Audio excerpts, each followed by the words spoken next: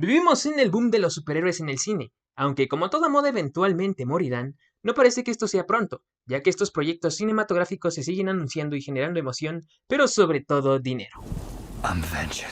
Pero esto no siempre fue así. Superhéroes más cine era una combinación que sonaba a fracaso. Aunque esto cambió con la llegada de los X-Men y el nuevo milenio, la película que demostraría que estos personajes podían dominar la taquilla y los gustos de la audiencia fue aquella basada en el personaje más famoso de la Casa de las Ideas. Es hora de revisitar aquella película que no solo dio gusto a fans, sino que también empezó una época diferente de superhéroes en el cine. Esto es Spider-Man. With great power comes great responsibility. This is my gift, my curse. Who am I? I'm Spider-Man.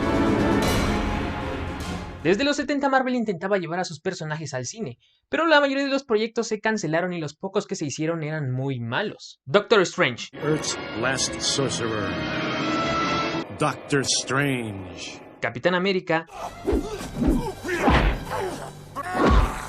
o la infame película de los Cuatro Fantásticos, la cual ni siquiera se estrenó, Fantastic Four.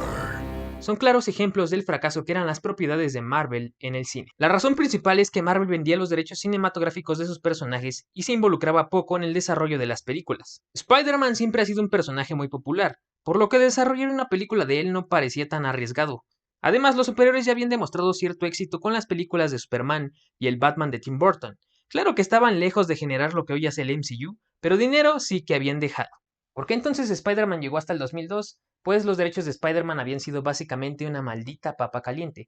Como dije, Marvel no se involucraba mucho en el desarrollo de sus películas, así que hay muchos proyectos cancelados de Spider-Man antes de la llegada de la película de 2002. Repasemos un poco de la historia antes de que esta película llegara a los cines, aunque debo advertirte que resumí muchos asuntos legales y compañías involucradas, porque es un video y hay que hacerlo entretenido. La primera película de Spider-Man de la que se sabe estuvo en producción fue una cinta de Roger Corman allá por los 80 y realmente no se sabe más que la estaba escribiendo y ya desapareció el proyecto, no se sabe nada más. Después los derechos del personaje llegarían a la ya extinta Canon Films. Se dice que el primer guión que tuvo Canon Films era de un hombre araña, literalmente de un hombre que se hacía araña. Ahí Peter Parker era el conejillo de indias de un científico y se hacía una tarántula humanoide que peleaba con los monstruos del científico. Una cosa muy extraña y sin duda nada fiel al cómic. Afortunadamente Stan Lee dijo, oye, ¿qué estás haciendo con mi personaje? Y pues ya no hicieron esa película, porque qué niño querría ver una película de una tarántula humanoide gigante. El estudio reescribió una y otra vez este guión hasta gastar 1.5 millones de dólares en el proyecto. Después Canon tendría problemas económicos que terminarían cancelando esta versión de Spider-Man. Ojo, debo decir que ya después lo hicieron más fiel al cómic, sin embargo, pues esta película evidentemente nunca salió. En los 90 James Cameron quería hacer una película de Spider-Man y llevó su guión a Carolco Pictures. A esta versión se le vinculó como villano el Dr. Octopus, interpretado por Arnold Schwarzenegger, aunque los villanos que llegaron a un supuesto guión filtrado eran Electro y el Hombre de Arena. Otro actor que se vinculó al proyecto es Leonardo DiCaprio como Peter Parker, quien curiosamente fue amigo cercano de Tobey Maguire. Según un guión filtrado que hay en internet, sabemos que esta película tenía un tono menos familiar porque Peter era un adolescente más grosero y caliente. Por ejemplo, en una escena Peter espiaba a Mary Jane por la ventana y son claros en que sentía mucha atracción sexual por ella. De hecho, la película tenía una escena de sexo en la que hacían una especie de ritual de cortejo de arañas, porque para Cameron tenía sentido que el hombre araña lo haga como araña. Acá encontramos la telaraña orgánica que Raimi conservaría en su versión. De hecho, hay muchos elementos que se conservaron en la película de 2002. Sin embargo, de nuevo, problemas económicos hicieron que esta película se cancelara. Es importante mencionar que durante los 90 Marvel cayó en bancarrota. Para salir adelante hicieron muchos cambios, entre ellos la creación de Marvel Films. Con esto Marvel ya estaría más involucrado en sus películas, aunque solo como supervisores porque la producción seguía bajo el control de los estudios. Y bueno, sí, después Marvel Films pasó a ser Marvel Studios, pero luego hablamos de esa historia. En 1999, Sony obtiene los derechos del Trepamuros. Es entonces cuando comenzaría el desarrollo de nuestra querida Spider-Man. With great power comes great responsibility. Remember that, Pete. Remember that. El estudio escogió a Sam Raimi porque, según los productores, expresó un gran amor y entendimiento del personaje. Sam creció con los primeros cómics de Spider-Man. Él mismo dice que tenía un póster de Spidey en su pared, por lo que no dudó en presentarse con los productores cuando tuvo la oportunidad. Hablando sobre Tobey Maguire, hay que mencionar que el estudio no lo quería para el personaje. Ellos buscaban a una superestrella, pero Sam se aferró a que él era el indicado, y después de esta prueba, Tobey se quedó con el papel.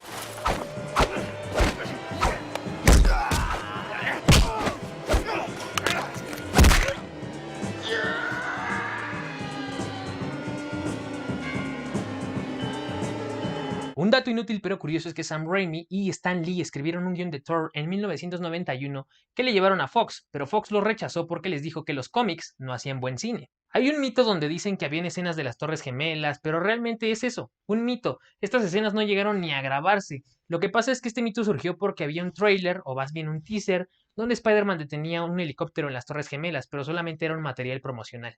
Y bueno, ¿qué podemos decir de la película que no se haya dicho ya? 18 años no pasan en vano y la verdad es que hay cosas que se ven ya viejas, desde el CGI hasta algunas escenas un poco ridículas. Y ni qué decir de las caras de Toby. Claro que juzgar la cinta así no es lo mejor porque debemos contextualizarnos a la época, y ya dijimos que las películas de Marvel eran horribles, así que sí, Spider-Man fue todo un logro. Para este video comencé anotando las escenas memorables, pero rápidamente me detuve porque Spider-Man es una película memorable. Durante años la gente pensó que Spider-Man tenía patas de araña en los dedos o que tenía telaraña orgánica. Eso es quedarse en el inconsciente colectivo. La pregunta es, ¿qué hace Spider-Man tan memorable? Podríamos decir que es porque fue la primera película, pero eso es tener la visión un poco cerrada, ¿no? Nadie piensa que Hulk es cool por su primera película o que Daredevil es un gran personaje por la película de Ben Affleck. Funciona, esa es la respuesta. Por más que nos burlemos, por más que haya 1000 memes, sigue funcionando. Y funciona porque conectas con la cinta, conectas con sus personajes, hay diálogos que se te quedan en la cabeza y escenas que no olvidas. A eso me refiero con que está en nuestro inconsciente colectivo.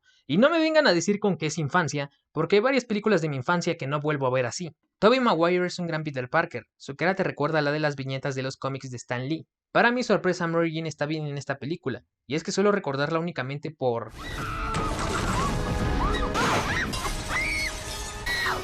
sí, sus gritos. Pero aquí tiene química con Peter. Prueba de esto es esta escena.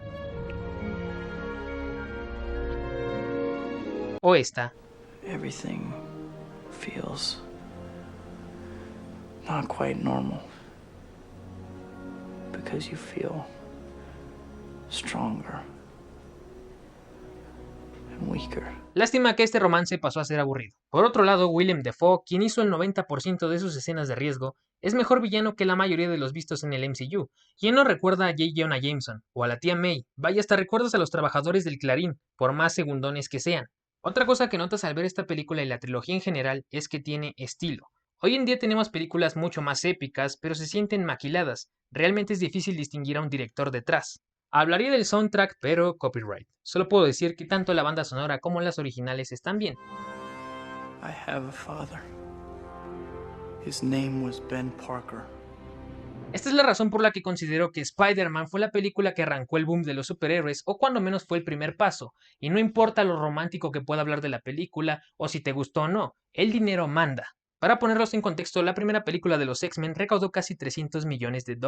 Éxitos del pasado como el Batman de Tim Burton recaudó poco más de $400 millones, pero Spider-Man 1 recaudó más de $800 millones.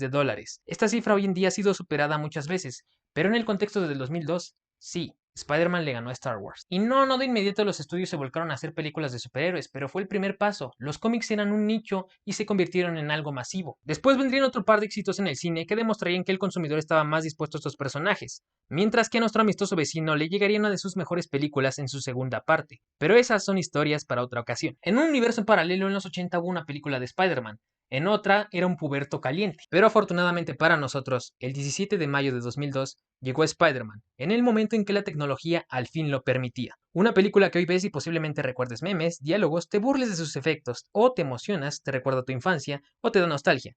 En cualquier caso, te saca una sonrisa. Si un personaje tenía el poder de generar tal éxito con la audiencia y la taquilla, ese era Spider-Man. Y fiel a su ideología, demostró que con un gran poder, bueno, ya se saben lo demás.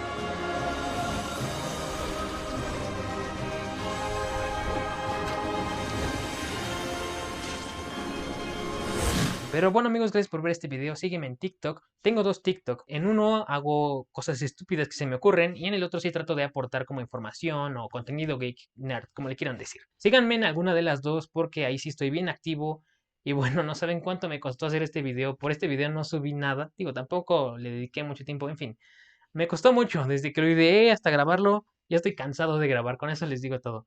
Ya ni me puedo despedir bien, cuídense mucho, tápense la boca y ya no sé qué cosa. Bye.